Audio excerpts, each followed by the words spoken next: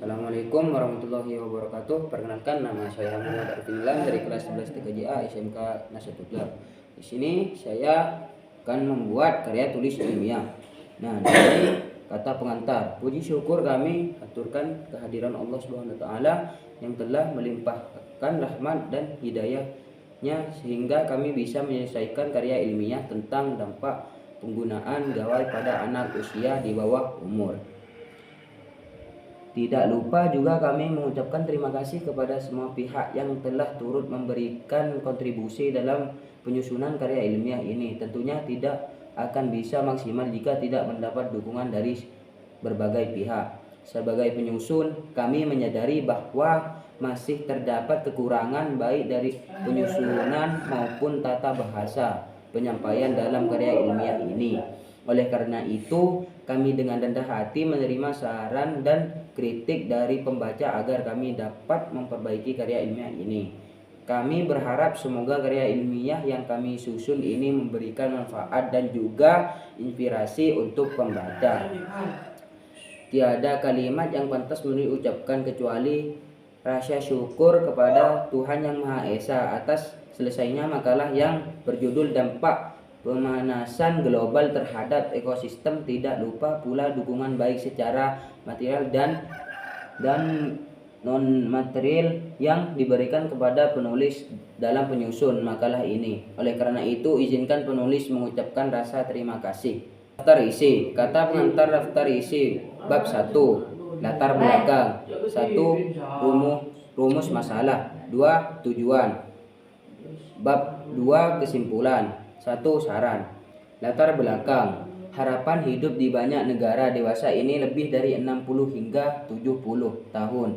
2 kali lipat dibandingkan pertengahan abad ke-10.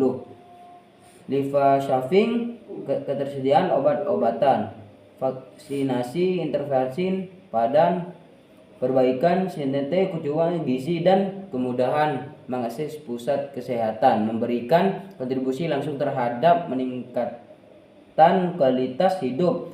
Namun tetangga masih tetap ada. Menurut WHO, kanker menjadi momok mematikan bagi penderitanya dengan angka kematian 8 juta pada tahun 2015. Penyakit yang sampai saat ini belum dapat disembuhkan membunuh 11 juta populasi dunia.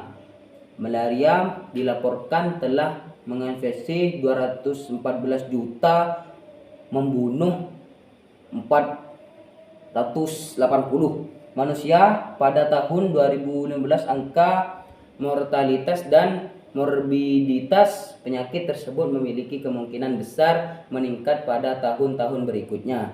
Di sisi lain, penyakit genetik seperti sindroma Down, thalassemia, anemia bulan sabit, buta warna, dan 3000 penyakit genetik lainnya menjadi kekhawatiran di masyarakat luas. Lebih dari 90% kasus sindroma Down yang terdeteksi dini pada ibu hamil di Eropa berakhir di meja operasi dengan melakukan menggugurkan kandungan secara sengaja atau abortus provokatus. Hal tersebut mengumumkan bahwa masyarakat luas percaya penyakit genetik tidak dapat disembuhkan pada tahun 2015. Kepada negara dengan perwakilan dari 189 negara, Perserikatan Bangsa-Bangsa PBB di dunia melanjutkan paradigma bangunan global yang bermula Millennium Development Goal pada tahun 2000 menjadi Sustainable Goal pada tahun 2015 memiliki 5 fondasi, yaitu manusia, planet, kesejahteraan, perdamaian, dan kemitraan yang ingin mencapai 3 tujuan mulia di tahun 2030 berupa mengakhiri kemiskinan, mencapai kesetaraan, dan mengatasi perubahan iklim. 2. Rumus masalah. 1. Bagaimana mekanisme mengaplikasikan CRISPR yang dianggap efisien Bagaimana metode CRISPR dapat mengobati penyakit HIV, penyakit genetika, kanker, dan malaria. 3. Apa kontribusi CRISPR terhadap tujuan Sustainable Development Goals di Indonesia? 3. Tujuan 1. Mengetahui mekanisme mengaplikasikan CRISPR interface short plate yang dianggap efisien. 2. Mengetahui metode CRISPR in closed plate yang dapat mengobati penyakit HIV, penyakit genetik, kanker, dan malaria. 3. Mengetahui kontribusi CRISPR in short plate terhadap tujuan diplomas di Indonesia. Bab 2. Kesimpulan dan rekomendasi. SDGs memiliki 5 fondasi, yaitu manusia, planet, kesejahteraan, perdamaian, dan kemitraan yang ingin mencapai 3 tujuan mulia di tahun 2030 berupa mengakhiri kemiskinan, mencapai kesejahteraan, dan mengatasi perubahan iklim. SDGs sendiri memiliki 17 tujuan dengan 169 target spesifik dengan World Health Bank berupa di urutan ketiga dalam targetnya ke depan. Diharapkan dengan adanya perbaikan kesehatan dan kesejahteraan manusia, yakni dengan menurunkan angka mortalitas dan morbiditas secara tidak langsung, akan memberikan dampak pada peningkatan kesejahteraan berkat penurunan beban biaya kesehatan yang akhirnya dapat mengakhiri kemiskinan dengan meningkatkan produktivitas masyarakat yang sehat menjadi kunci pembangunan berkelanjutan. CRISPR merupakan inovasi dating ground yang diadaptasi dari sistem pertahanan bakteri terhadap bakteriofag, virus yang menyerang bakteri. Ide ini dinyatakan dapat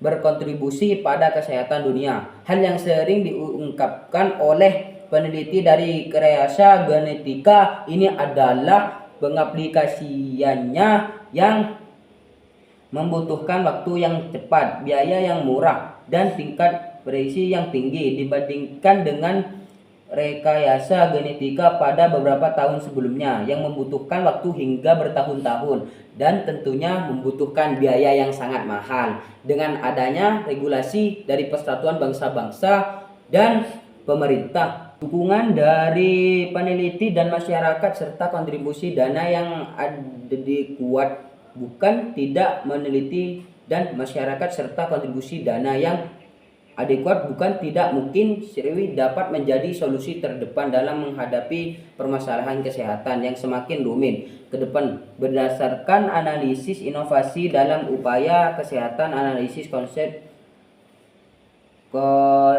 konsep kesehatan masyarakat, dan saran. Selain kesimpulan, syarat yang harus ada bagian penutup makalah adalah saran lain. Halnya dengan kesimpulan, saran yang ditulis oleh penulis makalah ditunjukkan kepada para pembaca yang berkaitan dengan topik yang sudah dibahas sebelumnya. Dengan adanya begini, maka penulis dapat memberikan solusi kepada pembaca terkait dengan pembahasan yang ada di dalam makalah. Pada dasarnya tidak ada aturan khusus untuk membuat saran, tetapi sebaiknya ditulis dengan bahasa yang sederhana agar pembaca mudah memahami.